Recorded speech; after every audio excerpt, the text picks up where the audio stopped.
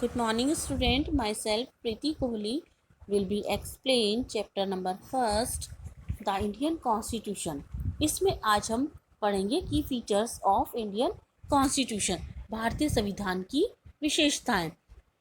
First key feature is written constitution. The Indian Constitution is the lengthiest written document in the world. भारतीय संविधान संसार का सबसे ज़्यादा लेंदी कॉन्स्टिट्यूशन है. एच वी कामत ने भी ये मेंशन किया था कॉन्स्टिट्यूंट असेंबली में कि the Indian constitution is the bulkiest in the world. इसके इतने विशाल संविधान को देखकर हम ये समझ सकते हैं कि स्वतंत्रता के समय पर हमारे जो संविधान निर्माता थे उनको इसको बनाने में कितनी प्रॉब्लम्स फेस करनी पड़ी होंगी. Second is rigid as well as flexible. The Indian Constitution is both rigid and flexible. जो भारतीय संविधान है वो कठोर और लचीला दोनों है.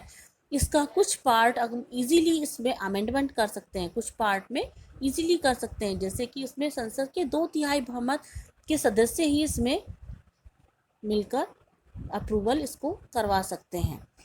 थर्ड इज फेडरलिज्म मीन्स संघवाद. इसकी ये महत्वपूर्ण की फीचर है. The federal form of government usually has 2 tyres of government, one at the central level and the other at state level. यहाँ पर जो आपका गवर्नमेंट है ये फेडरल गवर्नमेंट और स्टेट लेवल. फेडरल गवर्नमेंट में स्टेट और सेंट्रल लेवल 2 गवर्नमेंट होती हैं, केंद्र सरकार और राज्य सरकार. इंडियन फेडरल गवर्नमेंट में यह स्ट्रक्चर हमारे संसार का एक यूनिक या अनोखा स्ट्रक्चर है. It has both federal and unitary. ये संघात्मक और एकात्मक दोनों है.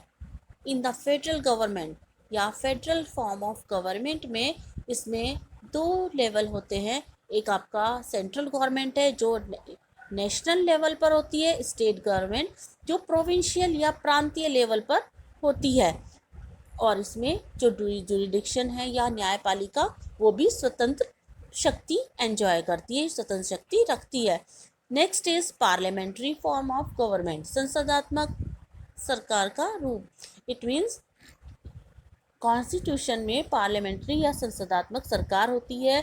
सारा वर्कआउट जो है वो प्रेसिडेंट के नाम पर होता है, बट एक्चुअल पावर जो होती है वो प्राइम मिनिस्टर के हाथ में होती है. प्राइम मिनिस्टर ही सारे कार्य के लिए पार्लियामेंट से आंसरेबल होता है.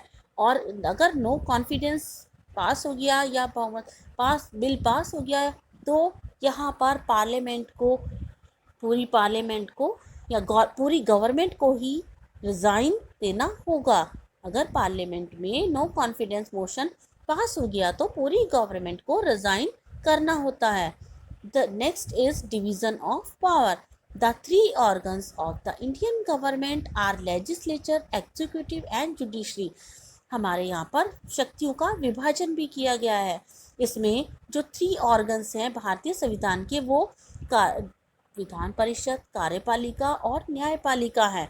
इन तीनों को शक्तियों को असीमित शक्तियाँ, तीनों ऑर्गन्स को असीमित शक्तियाँ दी गई हैं. नेक्स्ट इज फंडामेंटल राइट्स, मौलिक अधिकार. Fundamental rights secure the citizen of India against the arbitrary and absolute exercise of power by the state. जो फंडामेंटल राइट्स हैं या मौलिक अधिकार हैं वो हमारे सिटीजन्स को सिक्योर करती हैं या सुरक्षित करती हैं. भारतीय संविधान ये गारंटी देता है कि हर एक इंडिविजुअल जो है वो स्टेट में अगर उसके अगेंस्ट कुछ किया जाता है तो वो अपने अधिकारों की रक्षा कर सकता है. सेकुलरिज्म मीन धर्मनिरपेक्ष. धर्मनिरपेक्ष भी इसकी एक इम्पॉर्टेंट क्वालिटी है या फीचर है.